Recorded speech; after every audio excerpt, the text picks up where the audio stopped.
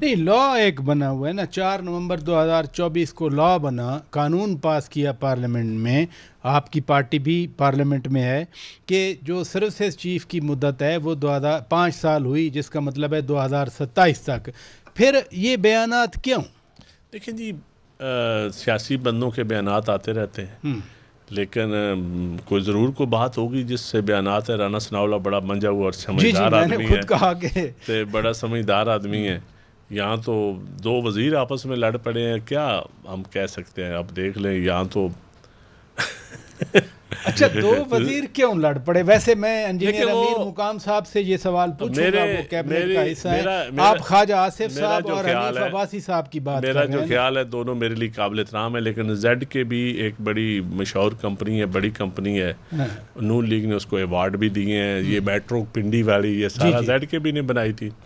اب ایک طرف ایک وزیر، سینئر وزیر جو مسلم لیگ کا، وہ کہہ رہا ہے کہ وہ ہمیں کھا گئے ہیں سیالکوٹ میں، ہمارا بیڑا غرق کر گئے ہیں، اور ان کے پیچھے کوئی اور ہے.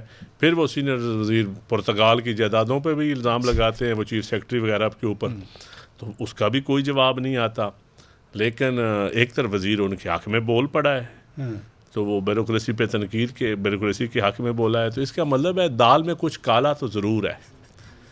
اب عوام، کیونکہ عوام پانی کو اس وقت ڈیل کر رہے ہیں، عوام کے سامنے اور بڑے ایشوز ہیں، اور ایک نیا ایشو بنا. اصل ایشو تو یہ ہے گورننس کے، اور ان پہ میں سمجھتا ہوں انکوائریز اور ایکشن ہونا چاہیے.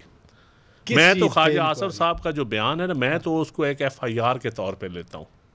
2 بیان ہے نا، ایک سیالکوٹ کی سڑکوں والا اور دوسرا بیوروکریسی کے خلاف. میں دونوں بیانات کو FIR کے طور پہ آپ لیں. ایک اچھا کمیشن بنا دیں، ایک فری اینڈ فیئر قسم کا، جو جس میں کچھ تھوڑا سا مسلز بھی ہوں، جو انکوائری کر لے.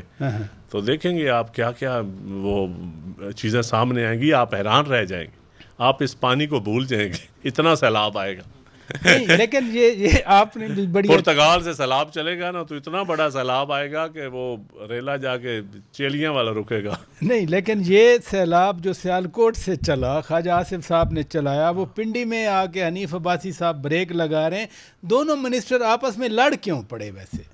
دیکھیں، یہ اس کا جواب امیر مقام صاحب آپ کو بہتر دے سکیں گے. میں پوچھوں گا، میں آپ سے کمٹمنٹ میں پوچھوں گا. لیکن ایک بات حقیقت ہے کہ ان کا پبلک کو بھی جواب چاہیے.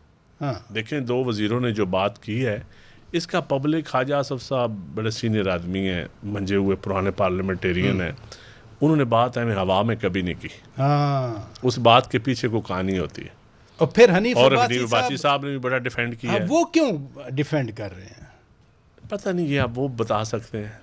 یہ اس بارے میں خود ان سے پوچھیں، یہ تو وہی بتا سکتے ہیں. نہیں، آپ ایک، میرا تو خیال ہے آپ پبلک اکاؤنٹس کمیٹی کے چیئرمین نہیں رہے ہیں، آپ سینئر سیاستدان ہیں. مجھے جو حقیقت کچھ چیزوں کا، پنجاب کی صورتحال کا، یا سیالکوٹ کی بیوروکریسی کا، یا یہ جو پرتگال کا ذکر ہوا، اس کا مجھے علم ہے.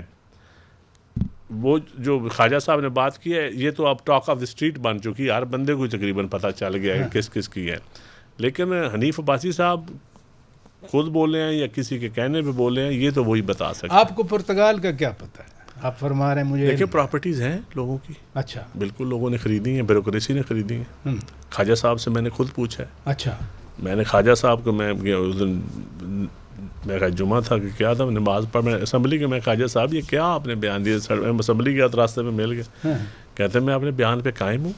قائم تو ہیں وہ، کہتے ہیں میں قائم ہوں. میں نے کہا کمال ہے، ایک وزیر دفاع ملک کا.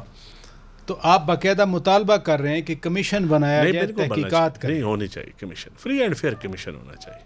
کوئی حسین اصغر جیسا، کوئی فضل عباس میکن جیسا، کوئی طارق کھوسا جیسا افسر لگا دیں.